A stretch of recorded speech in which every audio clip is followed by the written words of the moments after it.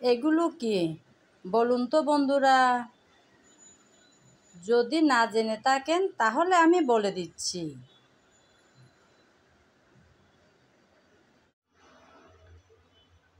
আমার বরের ছোট্ট একটা আবদার। হঠাৎ ইচ্ছে করলো এরকম লম্বা লম্বি সাইজ করে কেটে তারপর বেজে খাওয়ার। আমাকে বলল এভাবে বেজে দিতে।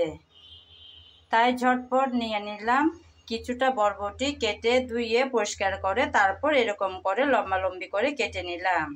এখন বসিয়ে দেব চুলায়। এখন আমি মশলা মাখিয়ে বসিয়ে দিলাম চুলায়।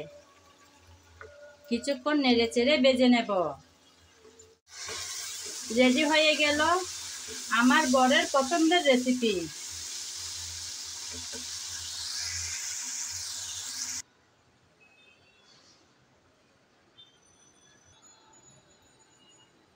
আমার বরের মতো কার কার এরকম বরবটি ভাজা খেতে ভালো লাগে কমেন্ট করে জানাতে পারেন। কিন্তু গরম গরম এখন পরিবেশন করে দিচ্ছি।